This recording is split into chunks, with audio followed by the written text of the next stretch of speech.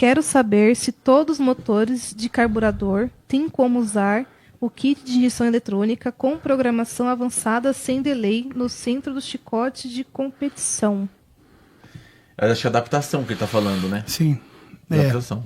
Parte dessa resposta eu acabei dando no discurso anterior que eu fiz. A injeção no início, que ela se popularizou, que veio para o consumo. Era uma adaptação. Até então era para a Fórmula 1. Certo. Nos anos 70. Começa lá em cima primeiro e vem... Exato, ela foi projetada para a competição. Certo. Correto? Então, otimizar o avanço, otimizar o mapeamento para você conseguir um cruzamento no comando e aí, então, fazer motores que até então enchia para ele fazer você entendeu? Exatamente. Ok. Nas trocas de marcha, ao invés dos pistonetes dos carburadores caíram, então a borboleta fechar, a injeção eletrônica manteve o avanço, motor cheio, então não cai engrenagem, não perde torque, a massa acumulativa no volante se mantém, o cara troca de marcha sem perder nenhum curvatura. Pouco de torque, nada. Correto, só que não dá para trazer isso pro cara que vai trabalhar todo dia com carro. Exato. Entende? É um mundo muito diferente, cara. Diferente. Então, o cara não vai sair de casa 200. Porém, contudo,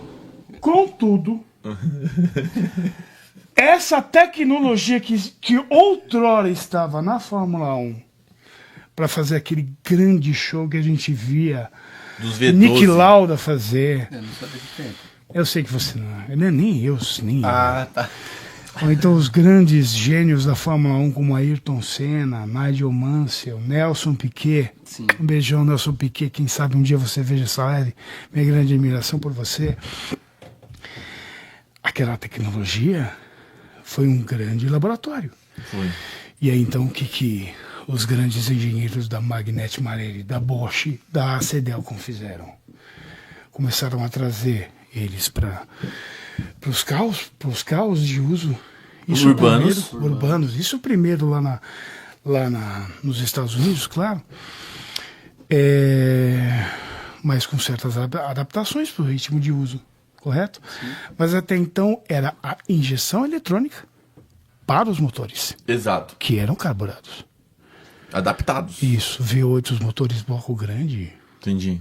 Onde tem furo para pôr sonda ali? Não tem. Onde tem furo para pôr, arrecadar a velocidade do virabrequim ali? Não tem. Tá, mas funcionava. É a mesma coisa dos motores a álcool, né? Os motores a álcool, Exato. no começo foi adaptação bizonha. Foi, exatamente. E o que mais aceitou foi o Fiasa, hein? Um Fiasa. Fiasa foi o que roda até com água, acho que ele roda lá. Até com gemido ele roda, parceiro. Então, depois, com a popularização, com a aceitação dos profissionais. Porque ninguém aceitou no começo. No começo ninguém aceitou, mas todo mundo já sabia que aquilo era inevitável e começou... Tinha cara que tava nos 6 volts ainda, da DKV. Sim, mas a injeção eletrônica foi uma coisa que conquistou corações e mentes das pessoas. Porque todo mundo sabia que tudo que era eletrônico era top. Sim. Entende? E a compreensão do carburador sempre foi um grande desafio de muitos profissionais. Entendi. E a injeção eletrônica, por mais complexa que fosse inventar, mas o entendimento era mais fácil. Era mais fácil. O cara acabava entendendo que se o motor conseguir entender a hora que o cara está acelerando através do MAP. Exatamente. Que foi feito por um profissional que entendia de carburador e fez eletrônica. Se ele conseguisse arrecadar o resultado da queima. Muito agradável.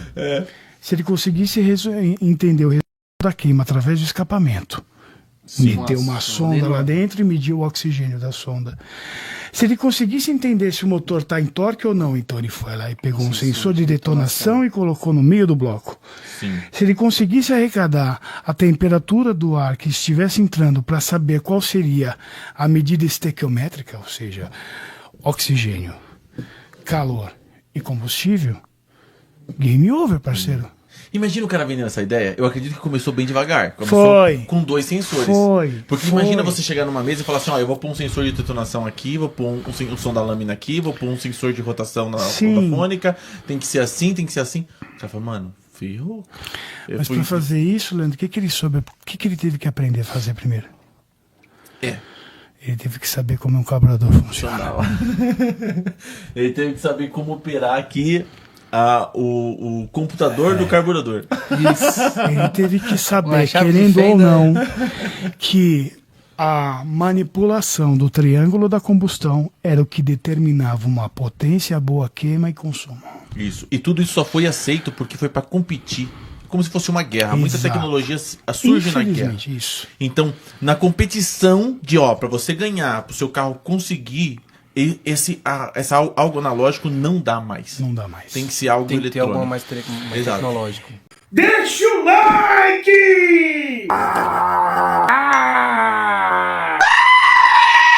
Que like, E se inscreve no canal também se você não for inscrito. Tá bom? Ajuda o couro, dá uma força. Já para o consumo, a injeção eletrônica, ela não veio para a competição, mas sim para as emissões de poluentes. Entendi. Porque CONAMA, né, que são grandes instituições reguladoras de órgãos ambientais e vários outros por aí. Os caras de carro mais antigo não gostam muito desses CONAMA, não. Não gosta, não. Mas na vibe dos anos do fim do Vietnã, né? Ou então dos conflitos do Oriente Médio e tal. Na onda da União, das Nações Unidas, então apareceram diversos desafios da humanidade e foram reduções de emissões de poluentes. Certo. E o veículo era um deles. Exato. O carro era talvez o principal. A emissão de CO2 era terrível. Então teria que dar um jeito nisso. Correto? Okay. Certo. E começou com os carburadores eletrônicos. Que já começava a embutir um monte de sensor de borboleta. O ninho eletrônico, que tinha uma solenoide lá dentro, que quando você tirava o pé do acelerador, ele cortava a solenoide, ele cortava o giclê. Sim. Então, na reduzida, ele já não injetava combustível. Exato. Correto? Então, só que já não era o bastante ainda. Isso que na época ainda falava assim, não vale mais a pena deixar o carro no ponto morto. Exato, ou seja... Tem uns carburador que veio com um sensor de lenta. Sensor de lenta, isso que era o motor de passo. Exatamente. Só que essa evolução não foi o bastante, porque não iria atingir o objetivo de reduzir as emissões de poluentes. Então, começou uma onda de veículos reprovados. Certo. Né? Foi a hora que o carburador se estendeu, então de pôde, cara. O último carburador da Falco, parceiro. Era top. Top! Pensa num carburador maluco, parceiro. Já desmontou o 3E, irmão? Já desmontou um carburador eletrônico do Ninho, parceiro? Não. Aquilo aí é o top das galáxias. Pra fazer aquilo. É o nível de carburador. É o top, parceiro. É lógico que não ganha, eu acho que só não ganha daqueles das Mercedes, né? Não ganha. Da Mercedes é desse tamanho. Tá vendo como era desse tamanho aqui, ó. Ele tá falando isso aqui, ó. Um carburador. O tamanho disso aí. Saiu 50 fios do carburador. Isso. Controles de emissões ali, vários caninhos, vários lugares. É muito louco.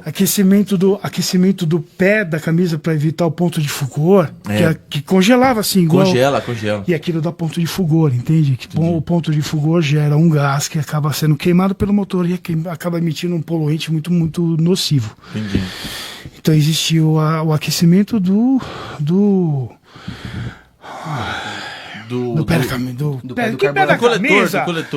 coletor. Isso. Então a injeção eletrônica veio para as emissões de poluentes. Certo. Então até então ela veio se moldando toda charmosa para caber no motor AP. Exato. E aí o mecânico começou a usar multímetro. Com a injeção burra, com pico só, exato, multímetro para medir 5 volts, medir 12 volts, o que ele não sabia diferenciar que sensor é 5 volts e que atuadores eram 12 volts, ele não sabia nem Ele só sabia isso. A lâmpada que acendia um positivo com dano negativo. Sabe o que eu me lembro? Né? Às vezes nem isso. Sabe o que só eu me colocava. Lembro? O pobre coitado do cara da NGK. Entendi. Palestrando, porque na época, antigamente, os autopeças das regiões, eu não sei se existe isso aí ainda. acabavam fornecendo o espaço para treinamentos dos fornecedores. Então tinha o pessoal da NGK, o pessoal da Fabrini, Molas, tinha o pessoal da M. Thompson.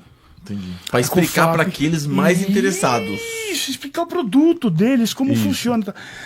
Mas você precisava ver, cara, o duplo salto mortal carpado que os caras da Bosch e os caras da NGK faziam para fazer os caras entenderem como funcionava uma injeção eletrônica. Nossa. Para poder vender a peça certa pro dono do carro, cara. Meu Deus do céu. Eu imagino que porque ele aparecia lá, aparecia na avaria lá. Erro na leitura do oxigênio. Leitura do oxigênio. Ferrou. Que queria pensar? Ele ia pra calma cima aí. do TPI, né? Ele ia pra cima do pico, ele ia pra cima do coletor de emissão. Sensor de oxigênio é a sonda lambda. Sim. Mas a sonda lambda. Quando o escapamento não tem oxigênio. A sonda lambda, ela só sabe medir uma coisa, oxigênio. Você entende? É através dessa variação de leitura que ela sabe se a mistura está pobre ou se está rica. Ou se está rica. Exato. E se uma sonda trava rica, o que acontece? Não responde, você demorou muito. Não aprendeu nada do que eu te ensinei. Volta pra lá. Mozinho, vem aqui, senão que não entendeu nada. Vai, ixi, mano. Não, mas quando. Não, agora. Você ri, menina, mas não apanha com esse moleque. Não aprende. Mas a gente vai voltar nesse assunto. Aline, fala pro pessoal fazer superchat. Galera, pergunta aí pra nós sobre injeção eletrônica pro Herbert responder aqui. Mas assim, agora, falando de oxigênio, de mistura rica, eu tenho uma questão que eu não posso deixar passar, cara. Ô Herbert, por que você faz exame de próstata nas motos? Porque ensina pro pessoal aí que uma moto que não tem injeção eletrônica, a importância do exame de próstata.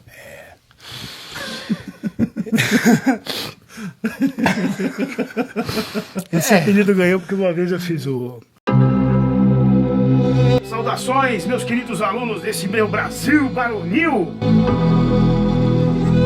1% dos mecânicos sabem. São informações que eu vou passar pra vocês, que sempre ficaram trancadas às 7 chaves, que líderes e concessionária não faziam a menor ideia do que estava acontecendo lá dentro.